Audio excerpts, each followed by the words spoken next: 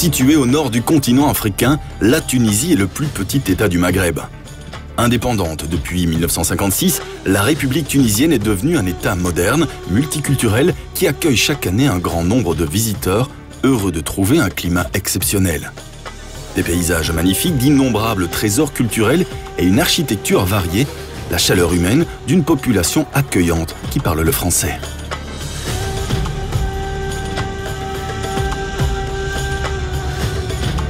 En quelques minutes de route, nous nous rendons au nord de Tunis, à Carthage, sur le site de l'antique ville phénicienne fondée en 814 avant notre ère. Carthage sera détruite puis reconstruite par les Romains qui en feront une capitale de la province d'Afrique. Aujourd'hui, la ville de Carthage abrite de très nombreux sites archéologiques inscrits au patrimoine mondial de l'UNESCO.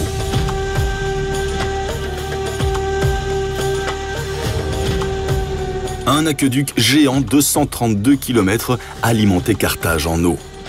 Là, nous sommes devant l'imposant aqueduc d'Adrien.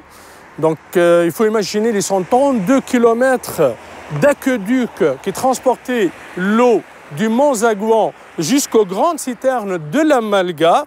Un captage donc, journalier de 25 000 mètres cubes par jour, donc, pour alimenter une population importante au IIe siècle.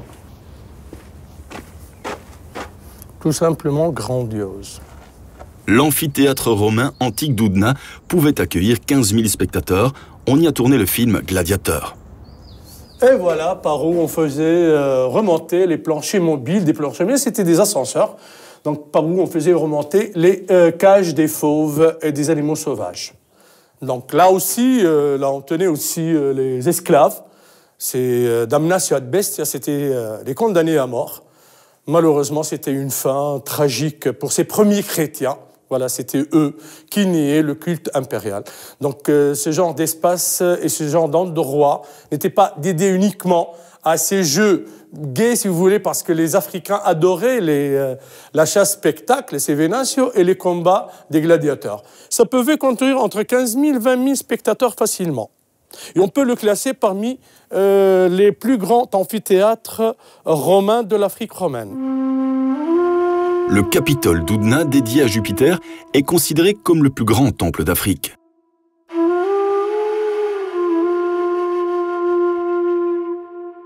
Bienvenue au premier gîte de charme écologique en Tunisie, où nous sommes précisément à Zagouan, à Dar Zarwen.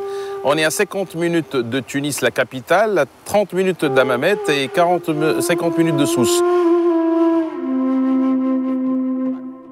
À Zagouan, dans un domaine de 3 hectares, cette ferme de charme écologique permet de découvrir, dans un cadre alternatif, l'ambiance du monde rural ainsi que la saveur de ses préparations culinaires traditionnelles. La vue est imprenable sur la montagne et sur les plaines. Le produit de la cueillette est utilisé pour préparer des repas frais, sains et de bon goût. La piscine est, elle, alimentée en eau de source naturelle.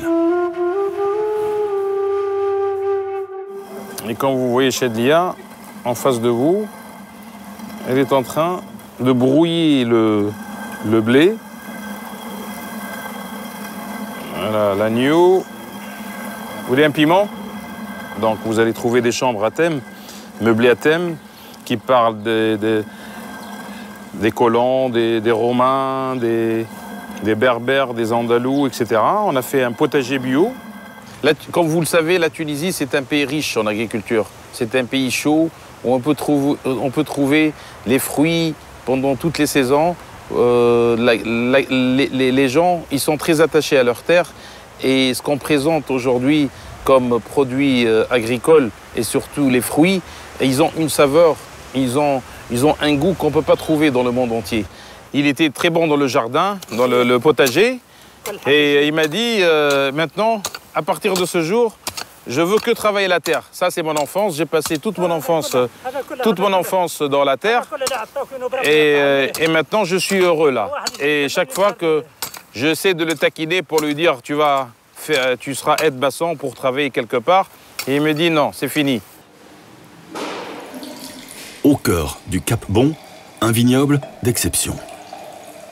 Le vin Doménéferis est un vin qui a l'appellation d'origine contrôlée Sidi Selm et c'est un vin qui a passé du temps dans des fûts de chêne français de l'Allier du Vosges et pendant 18 mois, une période très importante pour ce vin. Et ensuite, il est mis en bouteille et reste en bouteille une année avant d'être commercialisé.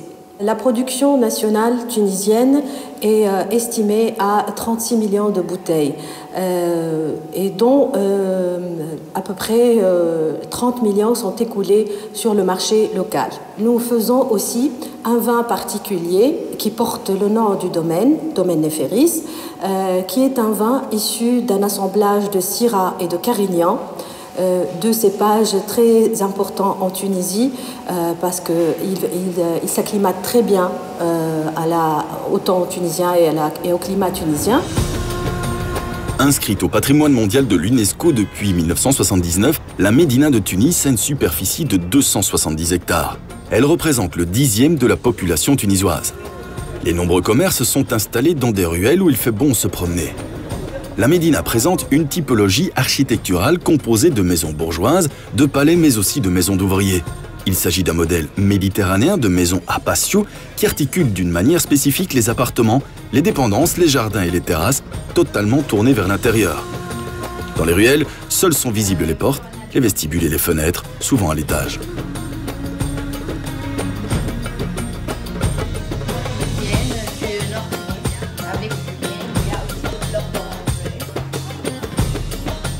Au cœur du souk des parfumeurs, ce caravansérail a été parfaitement restauré puis reconverti en un restaurant, en une maison de l'artisanat et en un salon de thé. Cet espace permet de découvrir des préparations gastronomiques traditionnelles, dont de délicieuses pâtisseries.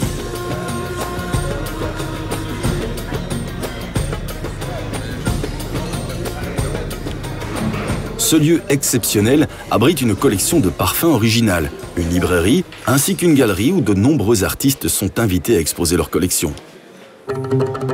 Le musée international du Bardo dans la banlieue de Tunis était un palais qui emprunta son nom au mot espagnol Prado, désignant un pré.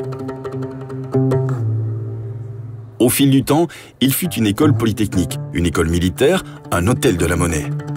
Le Bardo est aujourd'hui le siège du Parlement tunisien et celui d'un des plus importants musées nationaux qui tient sa réputation à d'innombrables pièces provenant de fouilles effectuées dans le pays depuis le 19e siècle. Célèbre pour ses mosaïques, il renferme près de 130 000 pièces réparties en 5 sections. Sa collection de mosaïques est l'une des plus riches au monde. C'est le plus grand musée national de Tunisie. Les collections du Musée national du Bardo ont voyagé à Karlsruhe, à Los Angeles et aussi à l'Institut du monde arabe à Paris dans le cadre des expositions comme Les Phéniciens et la Méditerranée, Les Lumières de Kérouan. Des manifestations culturelles et musicales font du Bardo un lieu incontournable à visiter.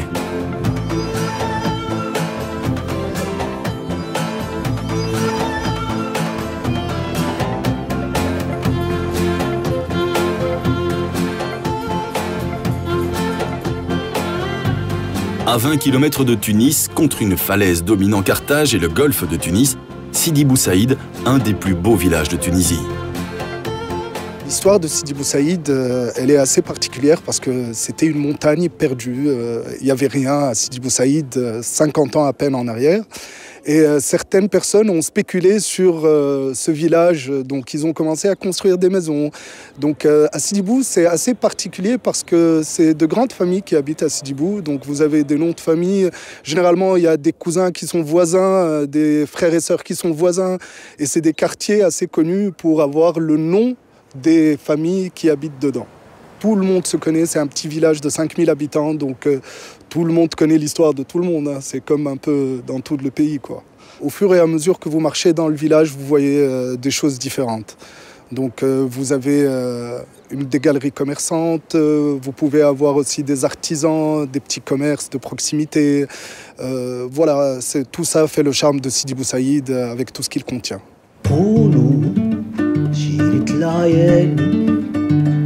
اللي ظلمها مضاني يخلي كيما خلاني.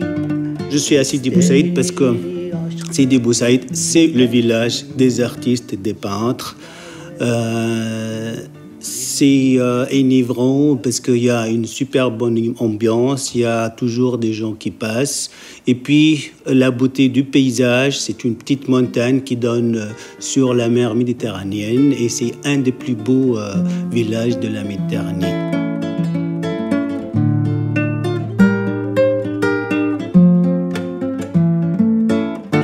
Alors ici, c'est un endroit assez particulier. On est dans la plus belle vue de Sidi Bou Saïd. Bon, pour moi, c'est la plus belle vue. Alors c'est assez particulier parce que beaucoup d'amoureux se retrouvent ici pour prendre du bon temps, pour regarder le paysage, ou pour faire des selfies, on va dire, avec la vue qu'on voit juste derrière. Et donc, c'est assez sympa. Ils viennent se relaxer après le boulot. La nuit, Sidi Bou Saïd est tout aussi vivant avec ses cafés comme le café des Délices ou le café des Nattes, qui deviennent indémodables de plus en plus. Donc voilà, nous avons tout ce qu'il faut pour profiter et avoir du bon temps, quoi. Alors pour les visiteurs qui sont partisans et amateurs d'art et de culture, il y a aussi beaucoup de galeries d'art à Sidi Bou Saïd où il y a des expos constamment. Il y a aussi quelques musées qu'on peut visiter. Il y a Dar Anabi qui montre comment vivaient les Tunisiens avant. Il y a aussi un petit musée au baron d'Erlanger qui montre quelques instruments ou comment s'est construite la maison du baron d'Erlanger qui a beaucoup investi dans la culture à Sidi Bou Saïd. Donc il y a différents musées un peu partout sur Sidi Bou et sur tout le pays. Donc il faudrait les visiter et voir ce qu'il en est, quoi. Déjà au XIXe siècle, Sidi Bou Saïd attire nombre d'artistes, musiciens et écrivains, dont Chateaubriand ou Gustave Flaubert. À la recherche de modernité, il est le lieu de défilés et d'activités diverses, mettant en évidence toutes les créations des artistes tunisiens. Ici, vous pouvez trouver, comme les Tunisiens préfèrent les sucreries, donc vous pouvez trouver énormément de petits gâteaux sucrés. C'est ça la spécialité qu'on retrouve à Sidi Bou Saïd. Il y a aussi des sortes de... On appelle ça les balbalouni. C'est de la farine mélangée avec de l'eau, trempée dans l'huile, avec un peu de sucre. C'est tout à fait bon. La région de Carthage est située au nord-est de la capitale Tunis, au bord de la mer Méditerranée orientale. Elle se distingue par sa côte, ses plages et ses criques. Ses hôtels et ses restaurants étoilés font de ce territoire une des banlieues les plus huppées de la Tunisie. La cuisine tunisienne est typiquement méditerranéenne. Elle découle d'une tradition ancestrale. Olives, fruits et légumes, poissons et fruits de mer, vins et fromages raviront tous les palais. Découvrez cette Tunisie.